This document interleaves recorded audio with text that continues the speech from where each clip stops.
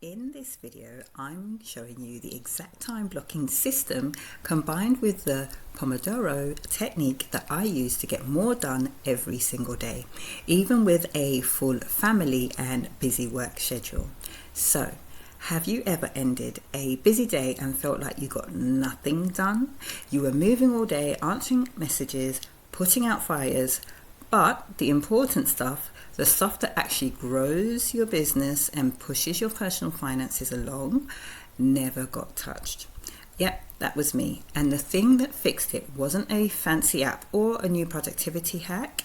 It was something almost so simple, just like time blocking. Today I want to walk you through what time blocking actually is, the key lessons I learned building my own system, and how it can reshape your mindset, 3 actions you can take starting today, how the Pomodoro method fits into all of this, and a personal story about how I use this to get real work done in the middle of a full and busy, hectic life. Now, what time blocking actually is, time blocking is simple. Instead of working from an open-ended to-do list, you assign specific blocks of time on your calendar to specific tasks or types of work.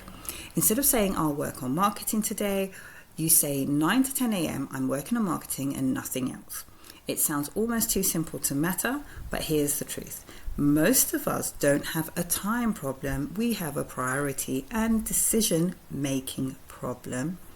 We spend so much mental energy deciding what to do next that by the time we actually sit down to do the important work, we're already drained.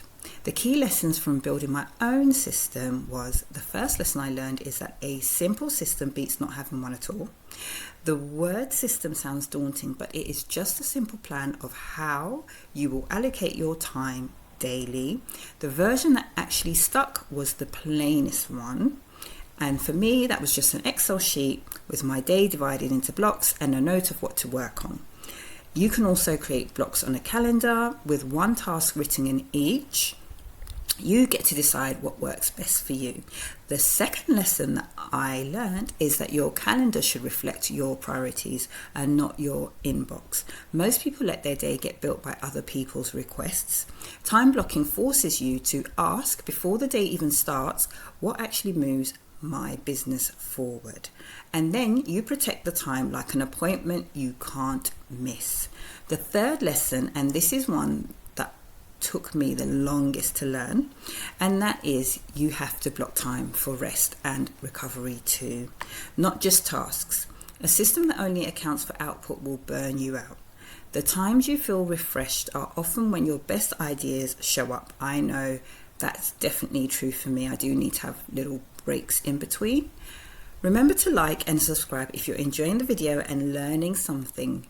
Now let's go further into time blocking as a mindset tool. Here's where it gets interesting. Time blocking isn't just a scheduling trick. It trains your mind every time you sit down and work only on what's in that block. You're practicing focus. You're teaching your brain that distractions can wait. Over time, this builds a kind of discipline that spills into everything else. How you eat, how you exercise, how you show up in your relationships. It also removes a huge source of anxiety, uncertainty when you know what you're supposed to be doing next. Your mind fills that gap with worry if you don't have it planned out. When you know exactly what your block you're in, the mental noise quietens down and you just get to work. This is something Newport talks about in his book, Deep Work.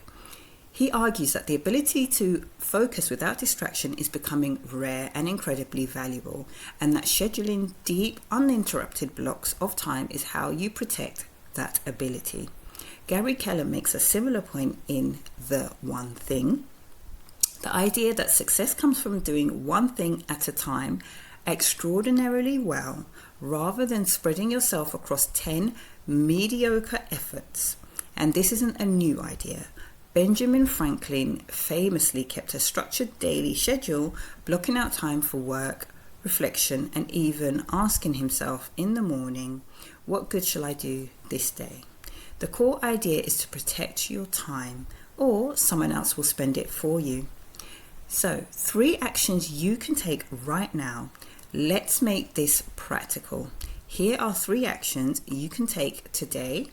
So action 1 is pick your top 3 priorities for tomorrow the night before. Not 10 things, just 3. These should be the tasks that actually move your business, or if it's something in your life, forward, not just the loudest ones. Now, action number 2 is block those 3 priorities into your calendar as fixed appointments, ideally during your highest energy hours. Treat them the same way you treat a meeting with an important client, non-negotiable. Now, action 3 is build in a buffer block. Leave at least one unscheduled block in your day for the unexpected. This is what keeps the whole system from collapsing the first time something urgent comes up.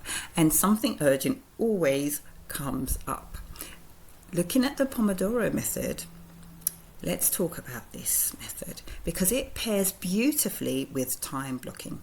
It was developed by Francesco Cirillo, and the idea is simple. You work in focused 25-minute sprints followed by a short 5-minute break. After 4 sprints of 25 minutes, you take a longer break. What I love about the Pomodoro is that it takes the intimidation out of a big task. You're not committing to finishing the whole project, you're committing to 25 minutes. Anyone can do 25 minutes, and once you start, momentum usually carries you further than you expected. Now, my own personal story is that here it gets real for me, is having a busy family. Anyone who has that knows your day rarely goes according to plan. Kids need things, schedule shifts, something always comes up. For a long time, I felt like I couldn't get real, focused work done because my day was constantly interrupted. What changed everything was combining time blocking with Pomodoro method.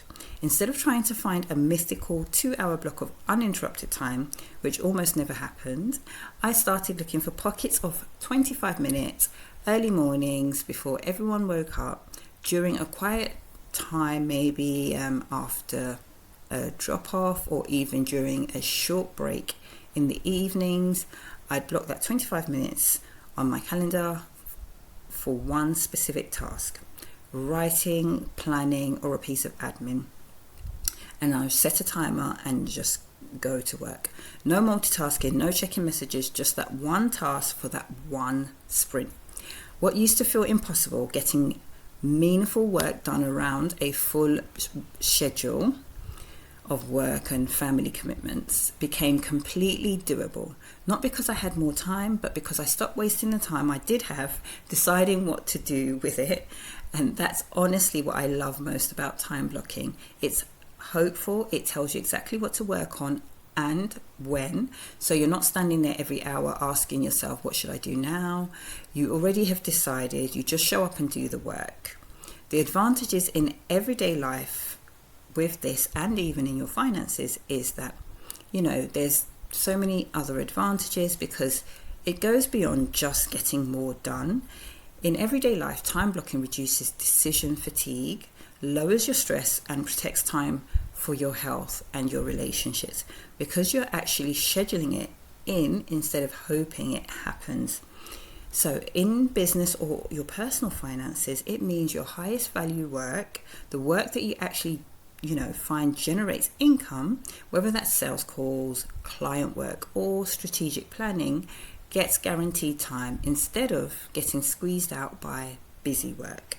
It also protects time for reviewing your numbers regularly, so financial decisions can be made proactively instead of in a panic. And maybe the biggest advantage of all is it turns big, overwhelming goals into smaller, scheduled actions. So you stop waiting to feel motivated and you can start simply showing up for the blocks you already committed to. And that's the real power of a simple system. It's not about doing more, it's about doing what matters on purpose every single day. And don't forget to like and subscribe if you enjoyed the video. Now, always remember to design your profits first and your spend second.